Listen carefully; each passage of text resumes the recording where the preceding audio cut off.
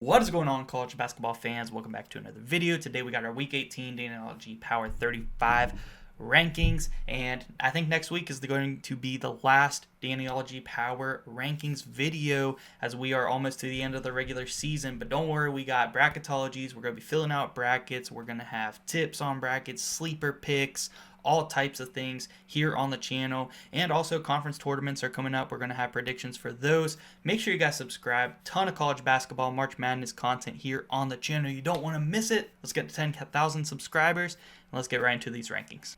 As always, guys, I'm giving it to you all at once, almost to the end of the season. We've been doing these every single week, and still, our reigning, defending number one team in the country since I believe week 2 or 3 of these rankings, I still have Auburn as my number one team in the country. They're holding on strong, looked really good against Kentucky on Saturday. That was actually the best I've seen them look in quite a while. I know Kentucky's defense is not that good, but they put up 90, and they've been hovering in those games where they've been winning 65 to 58. Not that exact score, but in that ballpark. But they put up a lot of points against Kentucky, looked like that dominant offense that we know that they can be. So, yeah, number one team, Auburn for sure. Duke also looked very dominant, and they have been really throughout the entirety of conference play. Their only loss in conference play was to Clemson, and they've been dominating, man. They look really good. They're number 2, staying there for sure. Number 3, though, we have a new number 3, jumped up one spot. We do have Houston. They got revenge on Texas Tech. That was their only loss in Big 12 play, and they got revenge for it on the road in Lubbock. Very good win.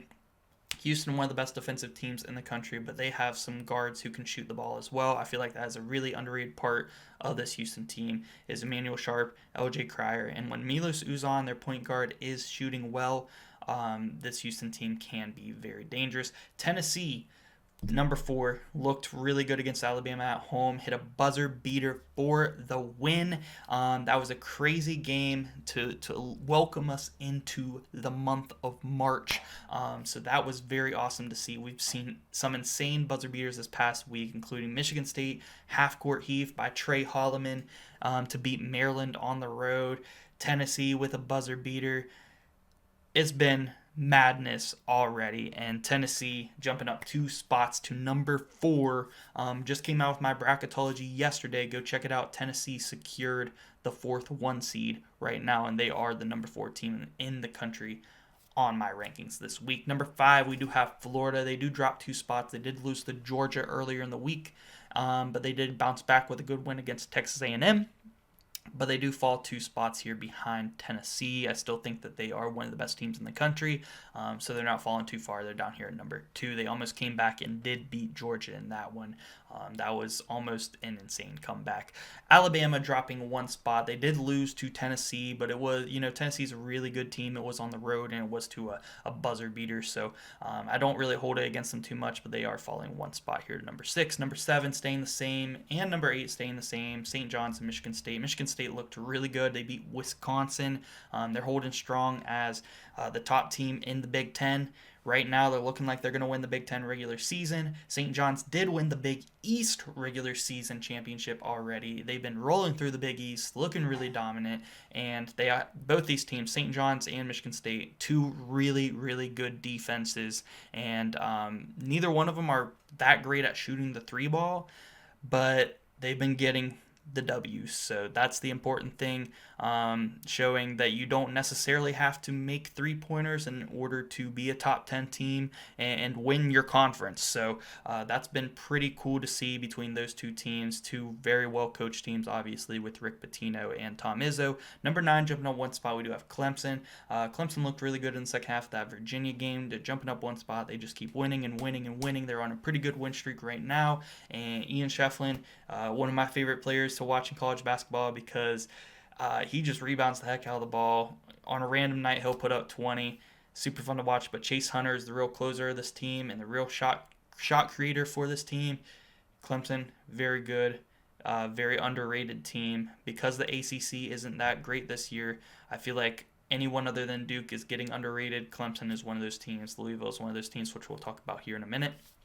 Iowa State jumping up one spot. I know they did lose to Oklahoma State this week, which was a really, really bad loss, and I get that. But they lost 2 games without Curtis Jones and Keyshawn Gilbert, and that was against Houston, which they were fighting hard in that game last week, and then this week against Oklahoma State. So I don't hold it against them because Curtis Jones, Keyshawn Gilbert came back against Arizona at home. They looked like the Cyclone team that we know that they can be. So I think fully healthy, Iowa State is really good. And because they looked really good when they were fully healthy, I'm jumping them back into the top 10 here at number 10, jumping up just one spot there because they did still take that loss. Even without their 2 top players, probably still should have beat Oklahoma State, but I'm trying not to hold it against them because they look so good, again, when they were fully healthy. Texas Tech jumping up one spot here to number 11. I know they did lose to Houston, but they bounced back with a win afterwards on the road at Kansas. That was a really good win there. I know Kansas has kind of fallen off this year, but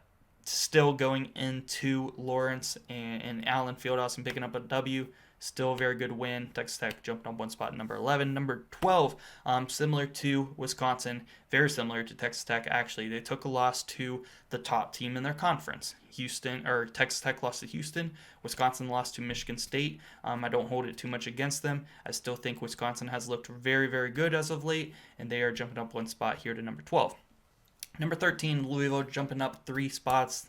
Similar to Clemson, they just keep winning and winning and winning, doing what they are supposed to do in that weak ACC, and I feel like they are very underrated. Chucky Hepburn put up almost a 40-piece the other day, and that was insane to see. Louisville's looking really good, and Chucky Hepburn, definitely a name to watch out for when we get to March Madness. He is the guy who can really take over a game. Number 14, we do have the Maryland Terps, and they're staying the same. They did take one loss this week, and it was to a half-court buzzer beater, really further than half court from Trey Holloman against Michigan State. So I don't hold it too much against them. They are staying put here at number 14. I still believe they are a top 15 team in the country. One of our bigger fallers this week, Texas A&M, dropping 6 spots to number 15, dropping out of the top 10. 0-2 week this week, and they've lost 3 of their last 4. I know one of them was to Florida, but some of these other losses just not great. They can't be losing all these games. They're a more defensive team in a very high-scoring offensive league in the SEC, and it's worked for them, throughout the first half. But they're really falling a little bit at the wrong time, so they're going to need to pick it up a little bit towards the end of the season, get some momentum heading into the SEC tournament for sure. Number 16, we do have Missouri jumping up one spot, and they did lose to Vanderbilt in overtime. That was not great. You would have liked to see them win that one against Vandy. They had it. Unfortunately, it went to overtime and there for them, and then Vanderbilt was able to close it out in OT. But Missouri, one of the best offenses in the country. They have a lot of good shooters, just a lot of good scores in general. They're here at number 16. Number 17, we do have Kentucky. They're dropping 2 spots. It seems like they go 1-1 every week, which isn't necessarily a horrible thing because the SEC is so freaking strong. But they are dropping 2 spots here at number 17 after losing to Auburn at home by almost 20 points. Number 18, jumping up 3 spots, we do have BYU. BYU's on a pretty big win streak, and in the Big 12, that is pretty impressive. And yeah, they're up. They just keep climbing week after week, and they're up to number 18 now. I believe Arizona State and West Virginia this past week. So another 2-0 week. St. Mary's took care of business, beat Oregon State this week. Memphis took care of business here on Sunday, another 2-0 week, and beat UAB on the road.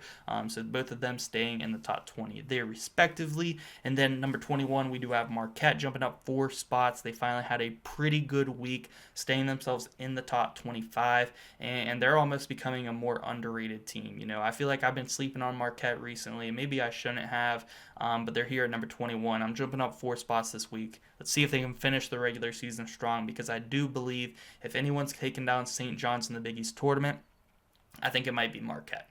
Number 22, we do have Purdue, a team that Marquette did beat. They're jumping up 2 spots, 1-0 week this week. Only played 1 game and beat UCLA, so a good week there for Purdue. They need to get some momentum back here towards the end of the Big Ten. Number 23, another team that needs some momentum in the Big Ten is Michigan. Michigan, in my opinion, might be my pick for maybe the biggest frauds this year. I'm not going to lie. I'm not going to sugarcoat it. If they get matched up against a pretty good, 12, 13, 14, depending on what seed they are, a 3, 4, or 5, I might pick them to get upset in the first round. And they got beat down pretty bad by Illinois, and Illinois looks to be finally healthy. I know that they were suffering with a lot of sicknesses, illnesses there in their locker room. They finally look to be healthy, and they beat down Michigan pretty bad. That was a big statement game there by Illinois. But Michigan, are they frauds? Are they not? Let me know down below in the comment section. I think they might be frauds. Number 24, we do have VCU, my favorite mid-major to watch this year. Honestly, they're very fun to watch. I think that they're my biggest sleeper this year in March Madness to make a Cinderella run if they are a 10, 11, 12 seed. I'm very high on VCU. I love this team. They've been looking very good, getting hot at the right time. They're jumping up 6 spots here, and they're actually in my top 25 here at 24. Number 25, we got Arizona dropping 3 spots. Took another loss this week on the road at Iowa State. Not a horrible loss. That's a very hard place to play there in Hilton Coliseum, and Iowa State's first game back being fully healthy. I never really expected Arizona to win that game, but they are going to drop 3 spots. Also dropping 3 spots is great, and they finally took another loss this week in the Big East Conference, so they are going to drop out of the top 25 for me here at 26. Number 27, we got UConn. They had a pretty good week this week, 2-0. They're in the Big East Conference. They're another team that needs to heat up heading into the Big East tournament. I don't know if I can see UConn beating St. John's in the Big East tournament. Like I said, I think Marquette has the best shot at knocking them off in the Big East tournament, but St. John's looking very strong, one of the best defenses in the country. Oregon, number 28. I feel like they've flown very, very, very far under the radar this year, or at least over the past few weeks, like really the last 3 weeks or to a month. Like they have been winning a lot of ball games recently, and I feel like because they had a hot start to the season, and then they kind of fell off, took like a pretty bad nosedive into just losing a bunch of games, and now they've really picked it back up, and it's gone way under the radar. But Oregon is a team that I debated moving all the way back into the top 25. They've looked really good lately, and Jackson Shelstad is a very good player who can come up clutch, and I do believe that Oregon is a sleeper in March Madness now, just because they had a hot start to the season during the non-con, rough start to the Big Ten, but really picked it up lately, and they're not only had a good non-con, but are getting hot at the right time, which is the end of February, beginning of March. So look out for the Oregon Ducks. They might be one of my favorite Power 5 sleepers right now. Mississippi State dropping 3 spots. Also Ole Miss. They both took 1 loss this week, going 1-1, so they're going to drop a little bit, but I still definitely believe they are top 35 teams. They just play in a very, very hard conference, the best conference in the SEC. 31, we got New Mexico.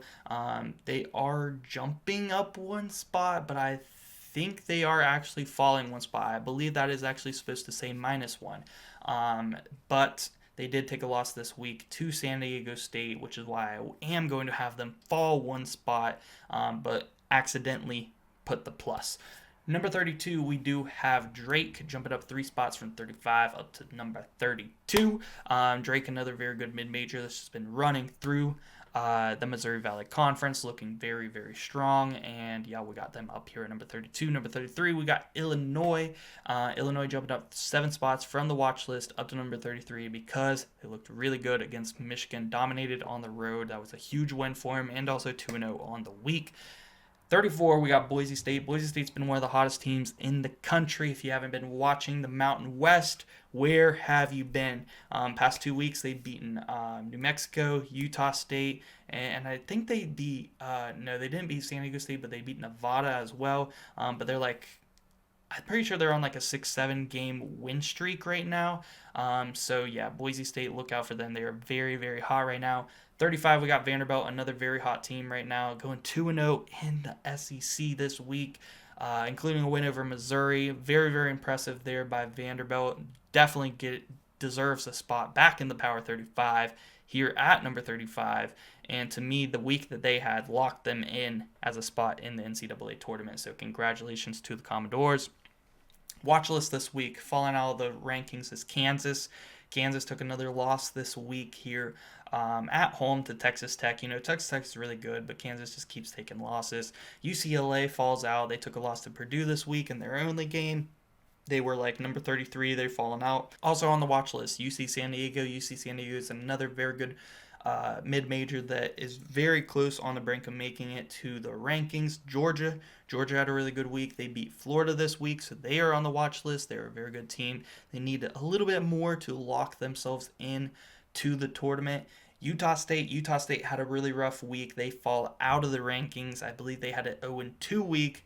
Lost to San Diego State, I know for a fact, and then I forget who else they lost to, but they lost 2 games this week. And then Xavier, shout out Xavier. You know, they're trying. They're in the Big East to maybe do something there and sneak into the tournament. So I see what they're doing over there in Cincinnati there at Xavier University. We'll see if they can maybe do it and sneak in.